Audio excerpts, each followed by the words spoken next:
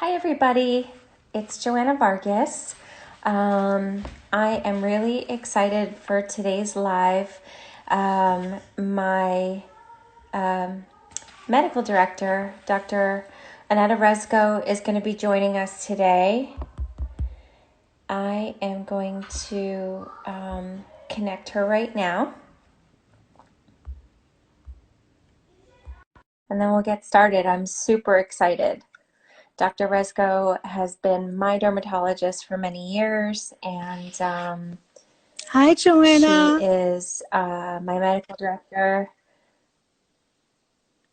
Yay! How are Hi, you? I'm Hi, good. How lovely are to see you. you? How are you, sweetie? I'm doing well. How are you? Good. It seems that I'm doing these days, cooking How are and you cleaning for the doing? kids. But it's all good. Good, good, good. Everybody healthy in your family? Yes, everybody's healthy. How about you? Good, same here. So we're just kind of taking it one day at a time, but so far we all good. So thank you so much for having me. I know we tried it before, it didn't work out. There were some Instagram glitches, but I'm glad that I have you online now. Yes, I'm just posting your Instagram so that people can look you up when we're done. Um, Sure. so as I just mentioned to anybody who's just joining, Dr. Reszko has been my personal dermatologist for years, and she is actually our medical director in our New York salon, which is really exciting for me because I think it's always exciting to step up your game, and as an esthetician, I always look for that. And I think that, aesthetics and dermatology have to work hand in hand in order to give the clients everything that we can give them, the best treatments, the best way of looking at their skin, and come at it from different angles. And I know Absolutely you think agreed. so too, right, Dr. Resco? Absolutely agreed. I think there is so much overlap in what we do, and there is actually so much, almost the synergy between what we do. You do some more topical treatments. I may go a little deeper with mine, but I think, especially skincare and just kind of, us working together is absolutely crucial for the maximal benefits for the patients. There is so much overlap between what we do, but yet there are some things that we do a little differently. So I Yeah. think, kind of doing both makes absolutely more sense. Yeah. I mean, as you know, Dr. Resco, I've often sent clients to you. The aesthetics can only go so far. And if somebody has a spot on their face that I don't know what it is, I'm not a doctor. So I do think it's healthy for somebody to have a dermatologist that they see regularly. How often would you suggest, if somebody has never seen a dermatologist before, how often would you typically recommend that you'd like to see patients? I think it sort of depends on who the patient is, what their family history is, what's their history of sun exposure, and so on. But on average, I would say probably once a year is not a bad idea. So I would like to actually see, kind of like get a baseline exam. And there is really kind of no good timing, no good guidelines on when to start. If I have a child who has a lot of moles, I maybe strong family history of skin cancer, I would actually start seeing those patients a little bit earlier, even as children. Of course, if there is something new or changing, I would want to kind of see them early. And then depending on how much sun damage they have, what kind of moles they have, what their family history is, I would say probably once a year is usually just kind of the typical recommended interval of time. But sometimes I do like to see patients a little bit more often, maybe every 6 months, sometimes even every 3 months if they had history of skin cancer. And Joanna, to your point, even though you've mentioned that, you may refer some patients out, I think you as an esthetician, I know that a lot of your estheticians are actually extremely careful and you're very, very good at what you do. So you do actually pick up quite a lot of spots, on the face especially. So I know that you actually found some skin cancers on the patients that we actually do share, because those spots were spots that did not go away with time. It was something that persisted for a few months, and other dermatologists might have, kind of not taken it seriously because the spot was small, wasn't growing very rapidly, but you knew that, there was something actually wrong there because the spot was not going away. Maybe it was bleeding whenever irritated and so on. And those are all the signs that are kind of worrisome for example, for the skin cancer. And I think you actually have gotten pretty good at finding those actually quite early because you do know people's skin so well and you do see those patients kind of on a regular basis. So, kudos to all that you do and, Thank give you. yourself a lot of credit for that because you are actually quite good at it. Thank you. I Of mean, course. I definitely never try to diagnose anything because I'm not a doctor, but we met actually. I'll tell the story. I have a Sure. client who I've known her for probably 15 years. She's an older uh, woman. She's in her 70s now, but she had a red spot right here, I think it was, and Right. she had been seeing a dermatologist regularly, but I think because of her age, maybe I don't know what the deal was, but the dermatologist told her it was a pimple, Right. and it was a slightly raised bump. And, I just kept on seeing this client on a monthly basis and telling her, like, this is not a pimple. Pimples go away, Sure. and typically, I mean, from my experience anyway, a 70-something-year-old person typically does not get pimples. It's a Right. very unusual thing to see, at least in my experience. And it actually took a long time of me trying to convince her to get a second opinion, for her to actually go. So she saw you. Um, I guess she was recommended to you for something else. So she went and saw you. She just asked you about it, and you tested it immediately. And Right. I think you gave her a Mohs surgery immediately that day, didn't you? We did. We scheduled it rather quickly. And yes, and that's actually the key. We as doctors do see patients on those kind of 6 months to yearly intervals, but, you do see them a little bit more frequently. You might see this like in case of this fantastic lady that we share, because you do see her once a month. You do know her skin. You do not know, what's not Yeah. normal and how people should respond. So, there's definitely overlap between what we do. So absolutely. Yeah, Yeah. for sure. So I know everybody has a ton of questions for us. We've gotten a lot of people. Um, Sorry, my daughter's trying to talk to me. um, How old is she we've now? gotten a she's 7. What do So, you want, Rue? It's on the kitchen table. Anyway, so she has another class this afternoon, so she was asking oh for my God, something. that Sorry, guys. homeschooling, that homeschooling is really something else. Just I have so much Yeah, appreciation for the teachers these days. It's really a full-time totally, job if you want to do it. It's insane. But totally, anyways, totally. let's start with the Okay, so questions. I'm going to dive right into questions because Mhm. everybody's kind of jumping in, and we also have a list of questions of people that wrote in. But somebody, when we first started the live, Ked4257 asked, at what age would you recommend starting to use retinol?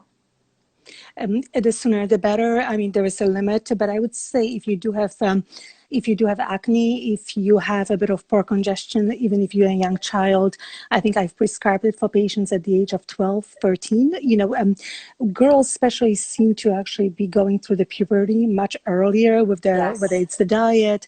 The average age used to be 11. Now it's actually closer to 9.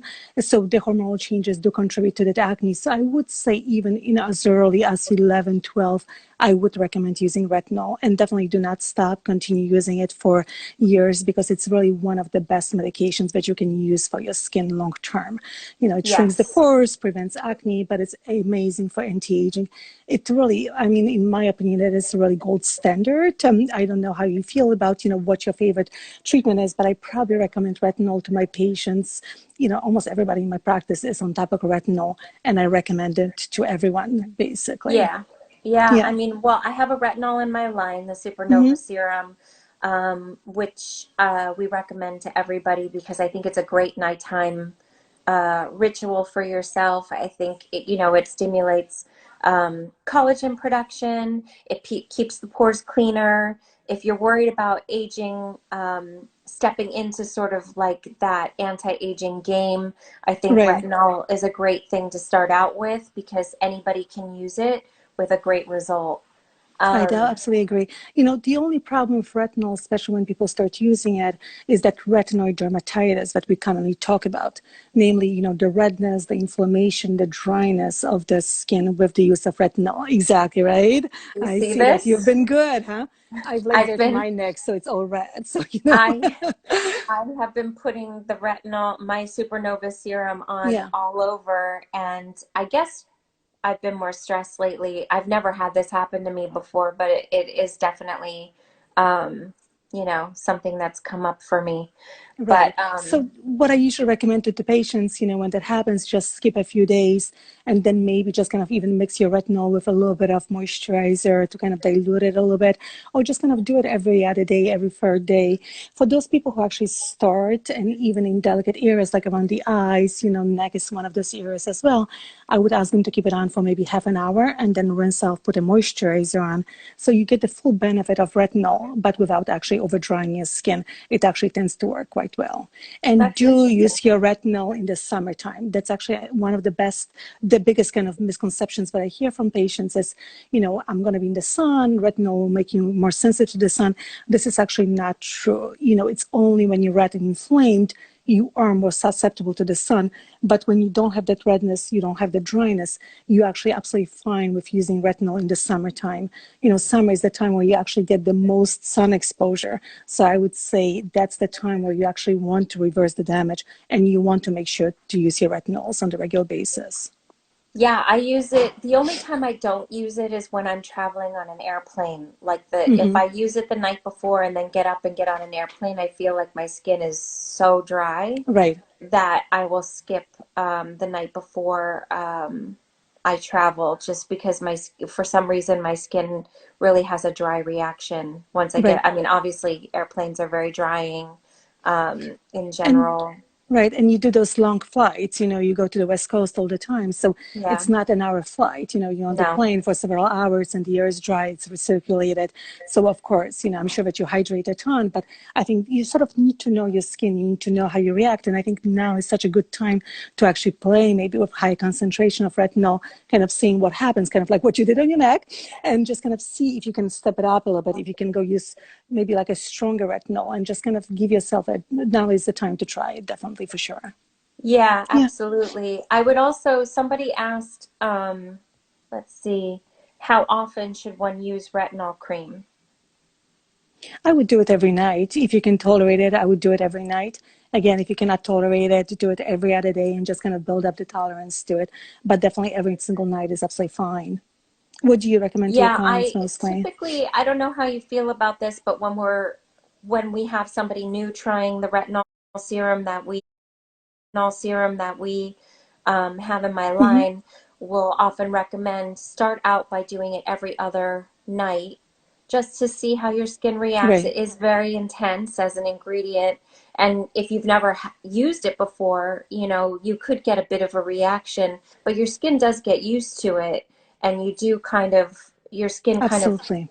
self regulates after a while. And then you can go to using it every single night for sure. Yeah. Um, Absolutely. And I think now is actually the time to sort of, play with it. Do it on your neck, do it on your chest, do it on your hands. yeah. Those are all the other areas that you shouldn't forget about. Those are the areas, where, especially the chest, for any woman, that's the area that had a lot of sun exposure. So I think if we can revert the time a little bit and make some good out of this COVID quarantine, it's not a bad idea to do it. Yeah, Absolutely. absolutely. Yeah. I've actually been doing it on my chest as well because, Beautiful. I have lots of sun damage there. Yeah. Dr. Yeah. Resco knows all about my sun damage. Well, we're Um, working on it to revert it, right? So it's all good. We've been yeah, I grew up in proactive. the 80s, so everybody was wanting to be tan in the 80s, and I Oh my don't think gosh, I I'm guilty. used, Yeah, yeah, I'm I don't guilty think I as well. used more than an SPF 4 when I was Right, growing up, which is right, kind of horrendous, but, right. you know, I did the baby oil. I do have to admit, I did it. I'm the guilty one, but never again. For yeah. SPF, I do usually recommend 30 and above. I don't think that there's much benefit for going to, like, you mentioned SPF.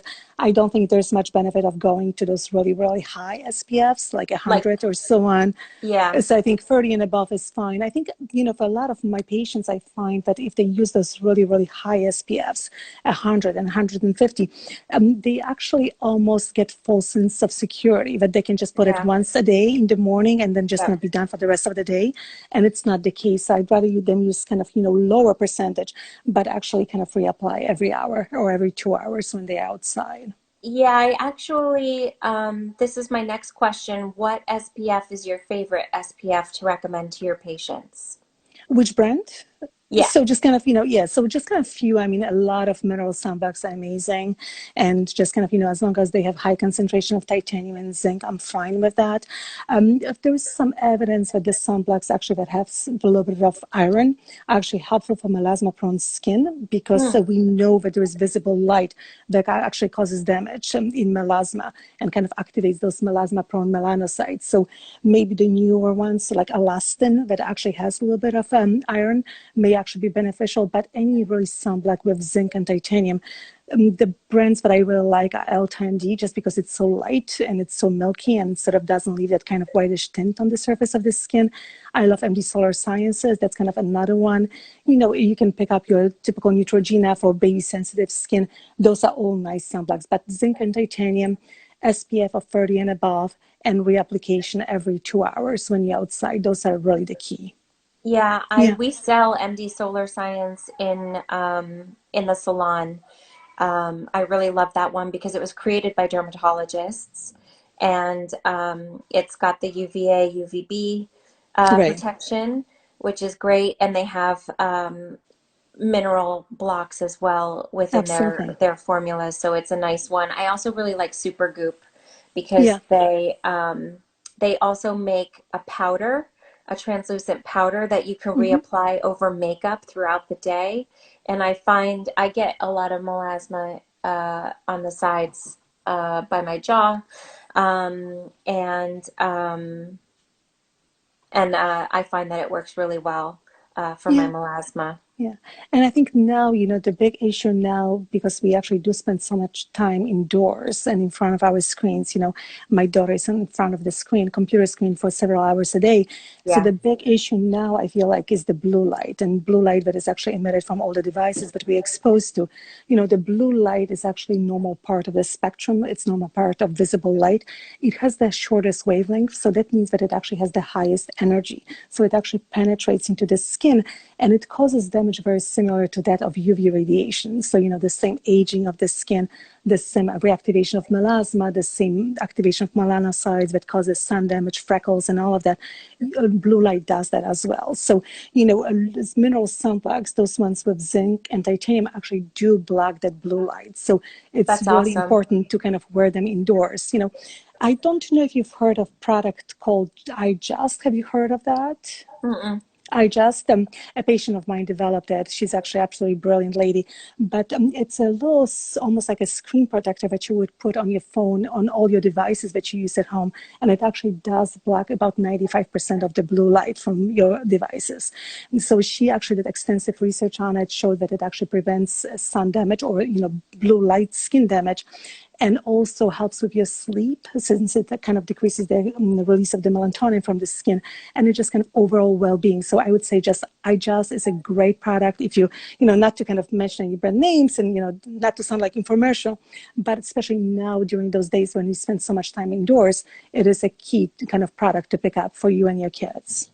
Yeah. Yeah, also, I would just throw in there that, like, I think Dr. Resko and I both agree that you should be wearing sunscreen even though you're mostly inside because you're still getting, uh, sun coming through the windows, you're getting the blue light, so you Right. should be wearing it even if you're not leaving the house Absolutely. during this time. Absolutely. So somebody is asking, this is from Diana G. Stewart, that she has a stress rash. She has psoriasis. Um, she was using my daily hydrating cream, but she felt like it was irritating the psoriasis around the eyes, and she wanted to know if there was something that she could put on her skin that would help with that? So you can, it sounds like she might have element of maybe eyelid dermatitis as well. Just kind of that eyelid skin is very, very sensitive, Yep.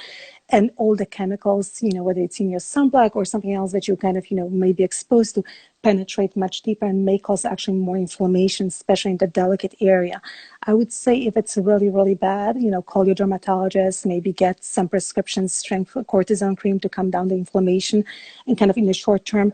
I would also, if you cannot get to a dermatologist's office, I would actually maybe pick up even a little bit of hydrocortisone and just kind of for the few days, just kind of apply it there. Always when you apply it, please do make sure that you wash your hands, because we do have a lot of chemicals on our hands. And the moment you touch your eye, you transfer those chemicals. So make sure that you apply the cream, with a hydrocortisone or prescription cortisone cream with even like a Q-tip or really the, hand that is very clean, just to make sure that you don't make the rash worse. And then on top of that cream, put a nice hydrating serum or even oil. I know that you make this revitalizing oil that is actually really beautiful and sort of hydrates the skin very, very well. So maybe on top of the hydrocortisone, put something over to really seal the moisture and prevent it from kind of, that area from drying up. Would you, for me, when somebody has any type of skin irritation, I tend to lean towards recommending a face oil, something that has like jojoba, some antioxidants, some things that will soothe the skin. Would Right. you agree with that? I absolutely agree. Okay. Yeah, so absolutely agree. So, the skin needs to be nourished. You need to replace that barrier, basically, that was diminished by the irritation and so on. So you do need to kind of replenish that moisture level and hydrate that skin. And, be very careful. We talked about retinols. Do not overdo retinols in that area. Treat it. It's a very, very delicate skin. It doesn't have a lot of sebaceous oil-producing glands in itself. So you need to provide that extra protection for that skin there. Yeah. So somebody's asking, how would you calm down eczema? What are the main ingredients to look for? Would it be the same type of thing for eczema Well, as well? I would say just, kind of we all stressed out now. So of course, your psoriasis, your acne, your eczema, Hmm. all of those conditions will, flare up. So if you can relax a little bit, that would be actually extremely helpful. But I think also for the eczema prone skin, you would want to make sure that you kind of do everything right for your skin, namely that you don't use hot water in your showers, even though it Yep. feels really good, that you put the moisturizer the minute you get out of the shower when your skin is still a little damp. Don't rub your skin, always dry it with the towel and then put moisturizer right over it. I do like products that have colloidal oatmeal in it because that's soothing for the skin. Yeah. Also, always make sure that you're using something with ceramides. Ceramides are those little fatty acids that actually replenish the moisture in the skin. So I ask patients to actually put the moisturizer with ceramides, like something like even plain CeraVe or eczema relief. And then basically on top of it, you can put something that is a little bit more occlusive, like even Vaseline or A&D ointment to seal that moisture. But you need to replenish the moisture first with ceramides and colloidal oatmeal to sort of cool down that inflammation first and then replenish the moisture in the skin. Okay, cool. Yeah. So now we're getting some more questions about melasma. So let's talk about that for a few minutes. Someone asked, P. Dabrowski asked, you did laser on my brown spots on my face. Should I come yearly to have it redone? Depending how you respond, if the spot is completely gone, then you don't need to do anything else. But if the spot is coming back, and quite often, with the spots, melasma is different from regular sun damage. Melasma cells have been kind of almost like primed to make extra pigment, and we can bleach that pigment out, but we don't really kind of remove the cells that make that pigment. So melasma will come back. Sun freckles, when it's actually just kind of a brown spot from the sun exposure, those are much easier to treat. So usually just kind of, a single laser treatment or maybe 2 laser treatments are sufficient to completely remove them. But melasma tends to be a bit more chronic issue. I think you mentioned that you have that melasma here on the lower portion of your face. So, for melasma, you do have to use combination of in-office treatments. So, lasers, maybe like something like Clear and Brilliant, maybe microneedling. I love needling radio frequency for melasma prone skin because I think it just kind of remodels that skin underneath. I know that you're a big fan of it as well. So but that has to be actually combined with things that actually bleach out the pigments. So whether you want to do a little bit hydroquinone, especially before the treatment, whether you want to do some vitamin C as an antioxidant. There is a new medication, tranexamic acid, that actually works beautifully for melasma. I would highly recommend using that as well. So you need to combine those treatments to actually have benefit for melasma-prone skin. Yeah, so we do both Dr. Reszko and I do microneedling with radio frequency in our offices, Right, um, which is great. Like Dr. Reszko just says, it remodels the collagen. It really has done wonders for my melasma. Um, and it tightens the skin, it erases fine lines and wrinkles. It's really a game changer for me. I do have Clear and Brilliant regularly, like once a year usually. Um, but I get melasma even if my skin gets overheated. Like if right, I'm in the shade and I'm wearing SPF and a hat and everything, I'll still get melasma when I'm on vacation just from the heat because I have that, cell mutation or whatever to create right, melasma in the skin. And so it'll just come back. So Clear and Brilliant, microneedling with radio frequency is amazing. So all of that. right. Um, And sun and protection, just kind of like, you do have to protect that investment that you make in your skin. So totally. you do the laser treatments, but you do have to do your homework. You still have to do the topicals. Somebody asked about the Triluma. So Triluma has actually hydroquinone in it. That's the medication that I actually like to use prior to the lasering. I usually ask my patients to use it for about a month or so before we do the lasering to almost like bleach out pigment to stop the production of melanin in their skin. And then we do the laser, and about a week later, I ask them to restore it. But again, sometimes, there are some controversies regarding the use of hydroquinone, especially Yes. if we do it for a long period of time. There are some reports that may be a little toxic in high Yes. concentration. Again, not in the concentration that we use here, but, in especially African countries, when people really kind of use high concentrations of hydroquinone, they may have paradoxical darkening of the skin. So we do have to be careful with that medication. But I think in short-term use, it's absolutely fine to use it to kind of reverse some of the damage and prep the skin for the lasers.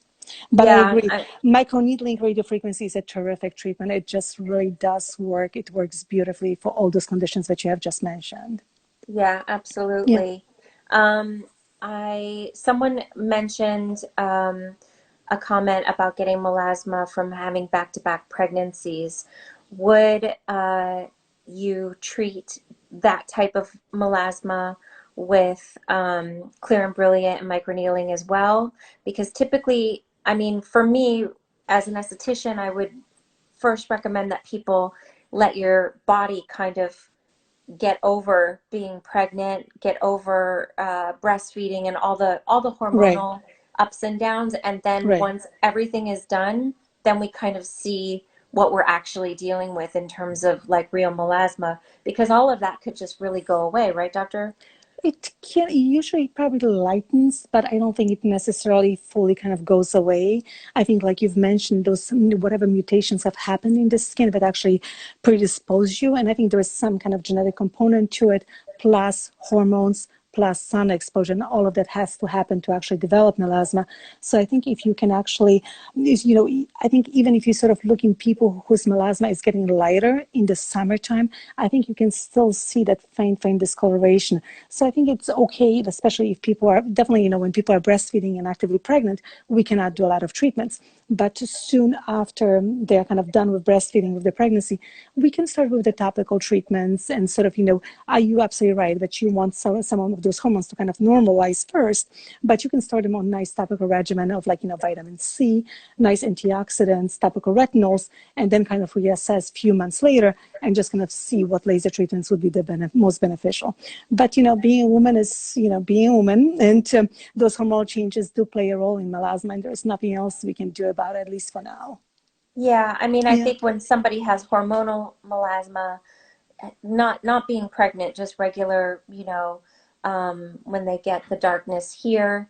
I've had clients that would, some days it's very dark and some days you could barely see it just based right. on the The hormones fluctuations, in your body. of And course. so if somebody has something like that going on, would Clear and Brilliant be helpful still for that type of a patient? Absolutely, because it actually sort of bleaches out the pigment from the skin. So you will remove it. Some of the pigment will come back, but it never will be as dark as it would have been if you did nothing to the area. But again, melasma is tricky. You need the combination treatments to actually make a dent in it and just kind of give you the maximal benefit. I absolutely agree with you on that. Okay, cool. Yeah. And so someone just asked, what would be the next step up in laser that would be stronger than Clear and Brilliant? KED 4257 just asked that. So there are few resurfacing lasers on the market. Probably the next step up would be something like Fraxel laser that actually goes a little deeper. It's the same actually manufacturer for both for Clear and Brilliant and Fraxel. It's the same wavelength of the laser, but it actually goes deeper, removes the skin a little bit more efficiently. So that would be the next step. And then as the next step after that would be fractional resurfacing with fractional CO2, which is ablative laser, and that means that Which it is actually really sort of intense. it is intense. It works beautifully. That's what I did on my neck. You can see the blotchiness because Yeah. I do have the downtime now. But you're absolutely right. That laser, gives fantastic results, but it is five. In some areas to probably 10 to 14 days of downtime. So Yeah. it is something that you really need to kind of plan carefully in advance. Yeah, but it does work beautifully. Yeah. All right, cool. So I'm going to go on to our next question. Um, SPF breaks me out. What sunscreens are best for acneic skin? So there is actually, we talked about LTMD as being one of my favorite brands, and they actually do have a sunblock specifically for acne-prone skin. So that sunblock actually has based on hyaluronic acid, which is the least comedogenic probably of all the sunblocks that I know. So I would highly recommend that one. LTMD, hyaluronic acid base, very mild. It's not going to break you out. It's for acne-prone skin specifically. Yeah, and I would say, titanium and zinc. Zinc typically is good for acneic skin as well, no? Right. Um, Especially, if you consume it, oral zinc. So we sometimes actually yeah. do recommend supplementation. I think now with the COVID-19, zinc got a lot of publicity as one of those kind of immune strengthening supplements. So even from that perspective, but it's usually oral zinc that I would recommend, something like 20 milligrams daily. Definitely helps to calm down the inflammation. But you're absolutely right.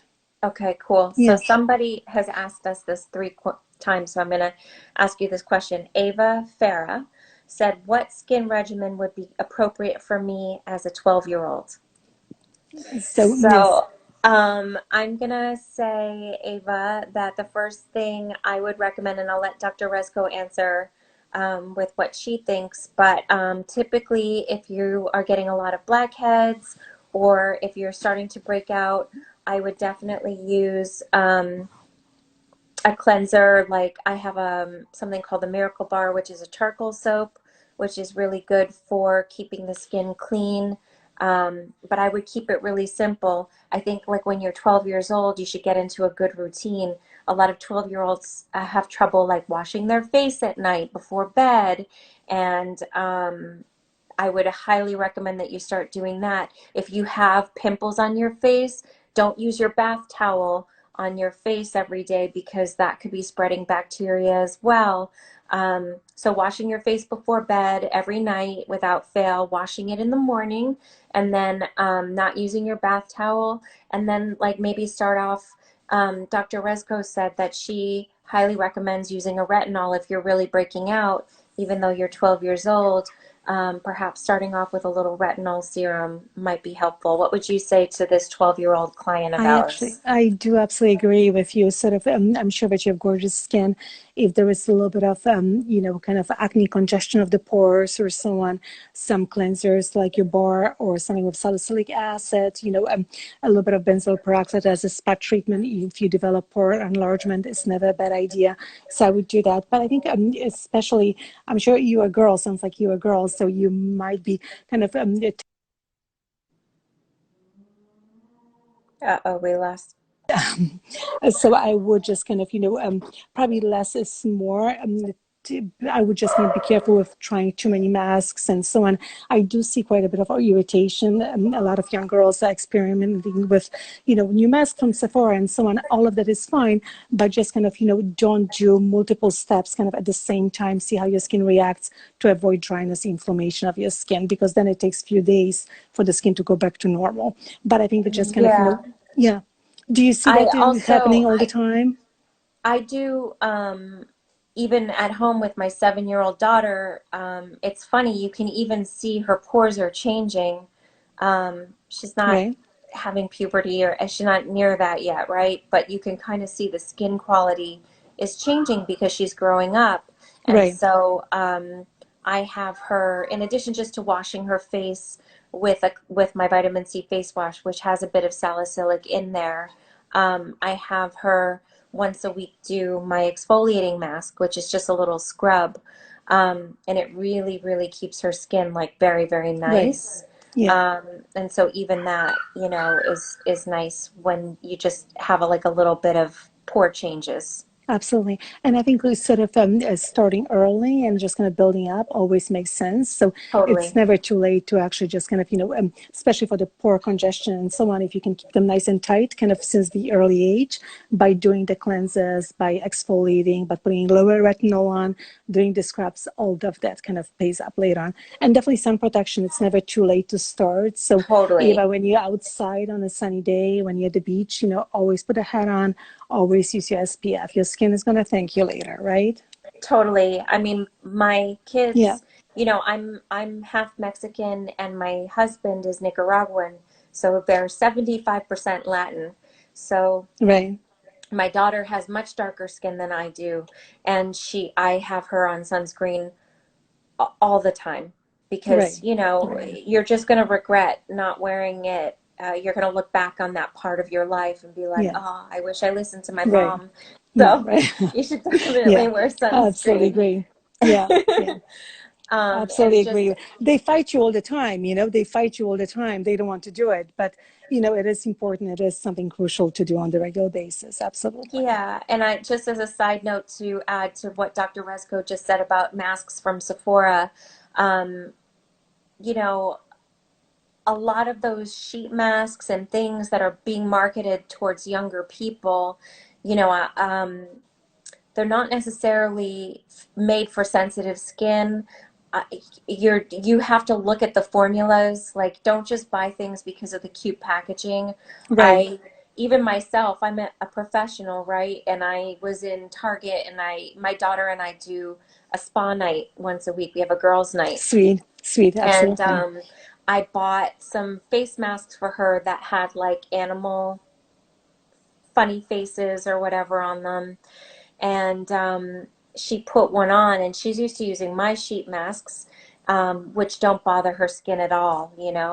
But she put this on, and she was like, it's burning my face. So we had to take it Right, off right, and rinse her face. And it was just a lesson to me, like, it was just dumb of me not to look and not to think about it. I just was thinking, oh my gosh, this is so cute. Ruby's gonna love it. right, right, And no shade to any brand or anything like that. I'm not saying anything about anybody's brand. I'm just saying that, like, don't buy something based on what it looks like. Really right. try to see what would be best for you, and really, like, when you're young, um, soothing ingredients, simple things like hyaluronic acid. Um, A that's little really shea what's best butter for or just kind you. of, yes, Yeah, absolutely agree. soothing, Yeah, calming, hydrating. Keep it simple. Don't be trying to right, do anything crazy. right. Um, And it is confusing for the patients. There's so much out there, and there is so much education about the skincare ingredients. But when you go to a Sephora and you have millions of masks on the shelf, it is hard to pick. So I absolutely agree with you. Kind of looking for those names like soothing, calming, and so on. That's crucial, not to get in trouble and cause too much inflammation in the skin. Yeah, Yeah. totally. Somebody just asked, how young a client would you do a facial on? I mean, I've given facials to 9-year-olds and 10-year-olds if their moms came to me, the mom is a client, and they're like, my kid is breaking out, my kid has clogged pores. Of course, I'll be the one to do their face because I want to make sure that they're being treated gently and carefully, and that they're not picking at their own face. The worst thing in the Right. world is when you're going through puberty you feel so awkward and insecure, and to have to deal with also challenges with your skin, it's a lot, you know, it's a lot to have It to face is. the day when you have a lot going on with your face. It So, is. um, But you know what? But now we have so many. I know that now we cannot, see clients in the office. You cannot do facials and so on. But I personally grew up having awful acne. I mean, I'm just amazed that I actually did not scar my whole lower face was one big acne cyst. And you're absolutely right. There was like sort of nothing worse than waking up in the morning and having yet another huge pimple staring at you. It's like the worst yeah, feeling in the day. Like the whole day is basically ruined because of that. So I was actually on Accutane for I was on it for 6 months and I wanted to continue for the rest of my life. My dermatologist was like, there is no way I'm keeping you on it for the rest of your life, but it's a great drug. But, now we can actually achieve Accutane-like results with like in-office procedures. I mean, it's crazy to say that, but between the combination of lasers and I use a ton of radio frequency, I know that you do it as well. yeah, Those procedures actually do work so beautifully to calm down the inflammation of acne. I think they do remodel those sebaceous oil producing glands. So they actually and kill the bacteria that cause acne, the P. acne bacteria. So actually by doing combination treatments like that with some nice topical regimen, we can actually be quite successful in the treatment of acne. And it's sort of, the lasers really in my mind are really game changer when it comes to the treatment of acne skin these days. yeah, because Accutane has its challenges also. It It's not like the does. magic pill. Right. Um, And not for everyone. Absolutely. yeah, Yeah. yeah. Um, Mariella Maisto asked, what about peach fuzz on forehead and small hairs on the nose paired with blackheads? Peeling or laser? So the laser probably wouldn't be so sufficient for those fine hair. The hair has to be certain diameter and it has to be darker for the laser to target it efficiently. So I would say, there's a lot of peach fuzz, maybe dermaplaning and things like that actually work best.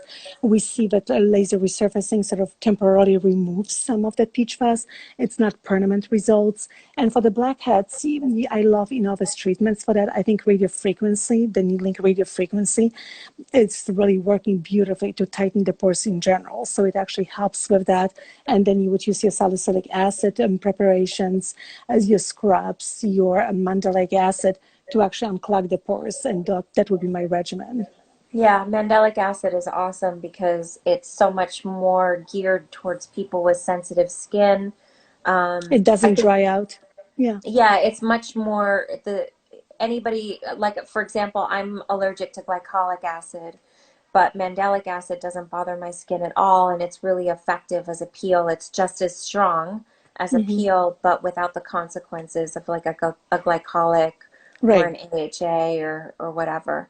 Right. Okay, so how to prevent tech neck when we have to look at our phones and computers all day? So try to be conscious of it. Number one, kind of keep that head elevated and nice and straight. Sit up, I like, right? Not always easy to do. There are some, but that's kind of number one. Number two, do what Joanna just did. Put a little retinol on that skin. Keep that Mhm. collagen stimulation going. Yes, she has approved that she did it. Do your antioxidants. I usually kind of like to use antioxidants in the morning and Yep. then at night be all about the repair. So, vitamin C, E, ferulic acid, whatever you want to do as an antioxidant in the morning, and at night use your retinols, use your growth factors to kind of nourish that skin, make new collagen in the skin. Botox works beautifully for the vertical bands. I have Botox still in, so I don't have the bands, but Botox works beautifully to relax those bands, the For effects in the these. neck. Yeah, for those ones. And actually, if you relax them, the skin kind of retracts and the tech neck sort of goes away. When people have deeper lines, I did inject filler into those lines. Those Like is these. right, those ones, yeah. And also those laser treatments that we actually talked about. So your laser resurfacing, a series of clear and brilliant lasers, radio frequency. I have Vivace. I think you have. Which one do you have, Joanna? You Radio have frequency, I you have have in in mode. mode. And you Yeah, use it on the neck probably all the time, right? To all treat the the fine time. lines and the neck and so on. All So the time. doing the combination actually, as always, it kind of works best. But now since you're at home, step up that retinol, just kind of use it on the regular basis, use it off face, use it on the neck and everywhere else. So someone just asked, this is from Sophia Chowdhury. How Hmm. do you know if you should go to an esthetician or a doctor if you are going to try a beauty product after beauty product until you find the right one, or if you need a prescription? So I would say that you should do both. I don't think it's one or the other. I don't think that Dr. Reszko thinks it's one or the other. We kind of talked about this at the beginning of our live. You know, an esthetician is going to see you every month, and maybe a dermatologist will see you a few times a year. So I Right, do think it's healthy for the skin to have regular treatment, um, whether you're seeing your derm or your esthetician. But I would say having a real professional look at your skin and tell you what your skin needs are, rather than you just going to Sephora and just kind of like buying stuff, which I know I've done it before. right. I do And it it's with fun at makeup. times. It's really fun, sometimes, but sometimes like I know I want to buy makeup and I don't know what to get, and I walk out of Sephora having bought so many things, and then like if a makeup artist friend looks at all my stuff, she's like, "This isn't good for you. That's not good for you." And Right, so instead of that, like maybe look for a professional that you really connect with. One of the reasons why I like Dr. Rezko is that, she makes people feel good about themselves, and she's not the kind of doctor that you go to and she's like, "Oh my God, you look awful.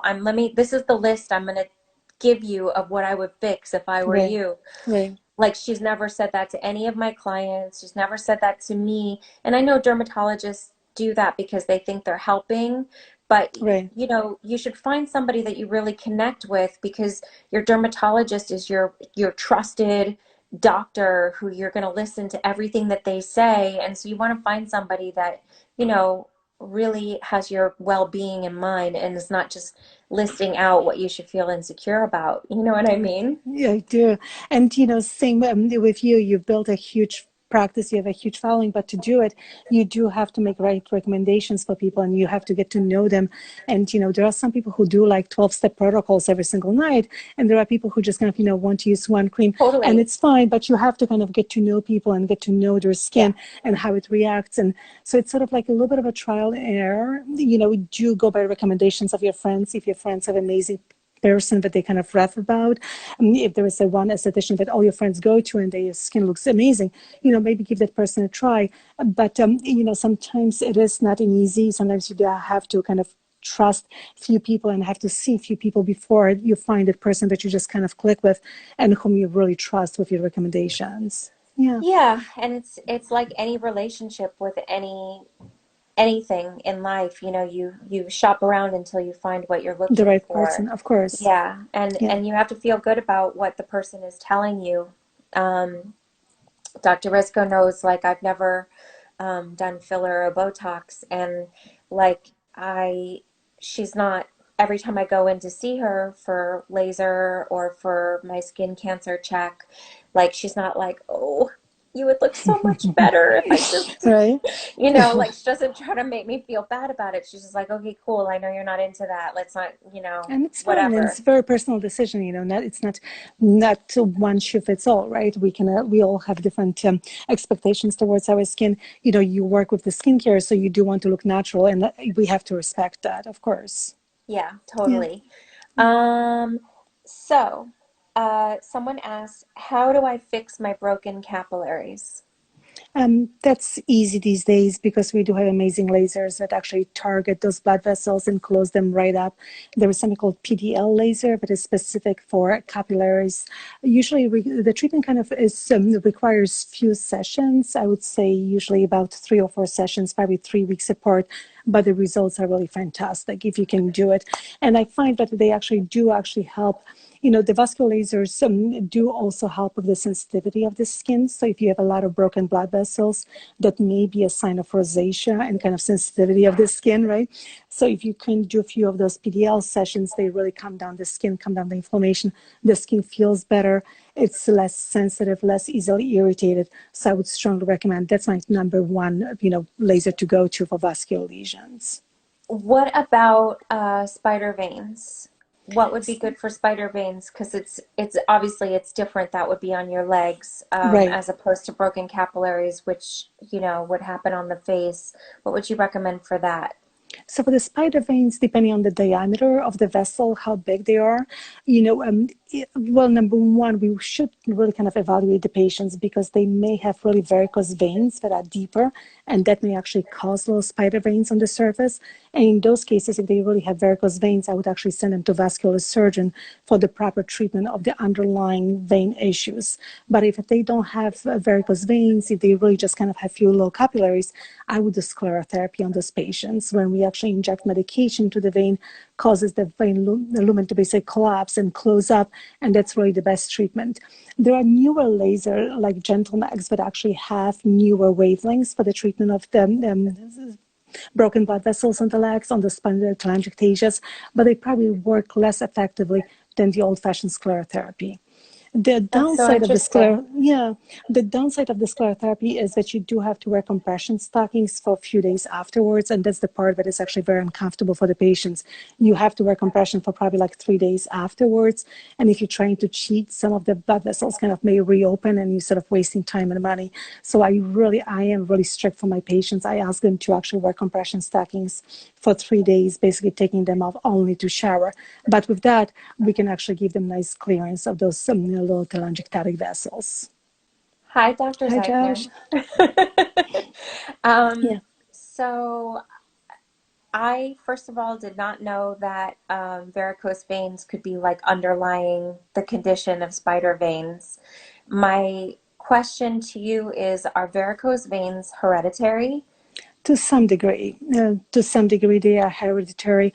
But of course, if you're a woman, if you are on your feet a lot, if you had pregnancies in the past, all of those factors do contribute to development of varicose veins. And with the varicose veins, sometimes the veins are dilated on the inside and they are not even visible on the surface.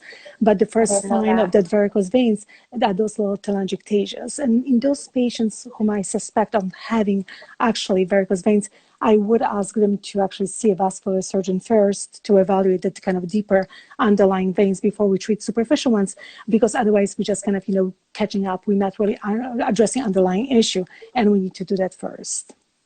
I am going to tell you a quick horrifying story. I have spider veins, which of course now I'm terrified that I have actually varicose veins because my mom had them. But I before I got married, I was getting electrolysis by somebody, and she on my legs, and she noticed that I had some like a few spider veins, and she was like, "Oh, I can get rid of those Mm-hmm. with the electrolysis needle." And I was like, "Okay, that's fine because they never bothered me, but she was offering and whatever." Oh my God, that it was so painful because she was Mm-hmm. like shooting them with electricity. I Right. was bleeding. I felt like it was like a medieval treatment, and I think after that I felt like they were worse.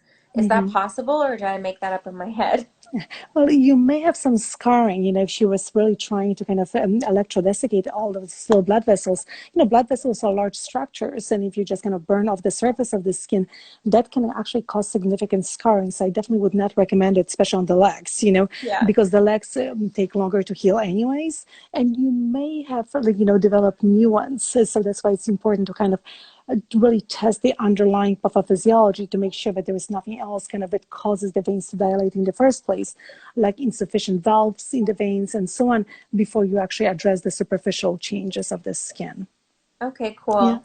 So recently I've had a lot of DMs from clients who are asking what they should do about butt acne because everybody's sitting around, I think, Right. more than normal, and I Right. guess it's causing more acne on your behind. Is that real? Is that like a thing It is that, real. It is. It's the follicular clogging from the pressure of just kind of, sebaceous glands or producing glands getting clogged up. So what I would recommend is, using your charcoal soap. You can also use panoxyl, which is benzoyl peroxide, and use it as a wash.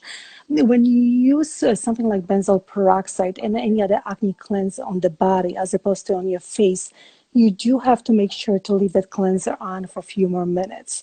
on the other parts of the body, it takes time for that panoxyl to actually penetrate into the sebaceous glands and kill the bacteria that contributes to acne. Sometimes, I also tell patients that maybe, once a week or so on, they can apply a bit of that benzoyl peroxide preparation and just kind of leave it on. Sleep with it, overnight, wash it off in the morning. If you do it only once a week, it should never really kind of over dry your skin, but it should actually help to control oil production and clogging of the pores.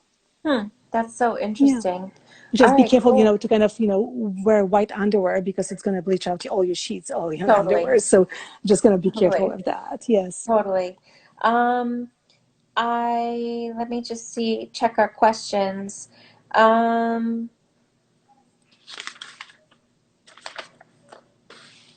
can you get wrinkles from sleeping on your side? Absolutely, yes.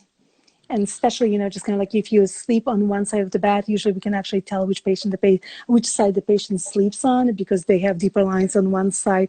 They have more Mm-hmm. skin laxity on one side versus the other. Sometimes we see those little horizontal lines right there on the Or also forehead, in the on the chest. cheek, on the chest. Absolutely. One of my patients actually had this brilliant idea. She said, put a little stuffed animal in between your breasts, and that actually prevents them from kind of falling over. I haven't tried it yet, but for those people who are very highly motivated, may not be a bad idea. But the chest lines, absolutely, those kind of horizontal lines, those vertical lines there, they are visible right after, kind of when you wake up. When you're young and when the process just starts, some of them kind of go away. But then with time, with the continued sleeping on your side, they will become a little bit more noticeable and a little bit more protruding. So then we'll have to do needling radiofrequency or some other treatment to kind of revert them back. All But right. always, try to sleep on your back whenever possible. Absolutely. Yeah, even though it's really tough. It is tough. One last question, and then we're going to get thrown off of this live. But uh, the Mr. Evans just asked, does a silk sleeping mask help for wrinkles? The silk pillowcases do help. They actually do help to relieve some of the pressure and actually prevent those lines from forming. If you could use that, that would be actually very helpful. The subject has been actually studied, believe it or not. Somebody actually scientifically studied the use of silk pillowcases, and they seem to be helpful. So do that. And I think the silk may also help with the acne and kind of congestion of the skin. So that's additional benefit for actually using it at night. Yeah, I would just say if you have acne, to like make sure you're changing your pillowcase regularly. Absolutely. Again, just to prevent the spread of bacteria every night to new spots on the face. Well, Dr. Reszko, thank you so much for this. Thank you This so was much for having so me, fun. Joanna. It was nice Always to fun to hang see out you. with you. I know, right? I I missed know, I know, I you. know, I know. We all miss our Um, lives, right? But it's just kind of like, hopefully soon. Hopefully yeah, soon. yeah. Just, yeah. Anyway, you guys, thank you so much for joining us. Dr. Resko, like I mentioned, is my personal dermatologist. She's also um, our medical director at my skincare salon in New York City. Her practice is in New York City. You have another office, Dr. Resko. Where's your other office? In Rye, New York, that's where we In live. Rye. It's a small office, but it's fun to kind of, be closer to home. So it's all good. But thank you Yeah. so much, Joanna, for having me. You look beautiful as always. Love that glow. And Same take with good care of you. yourself. Thank Take good care, you. sweetie. Thank you everyone for tuning in.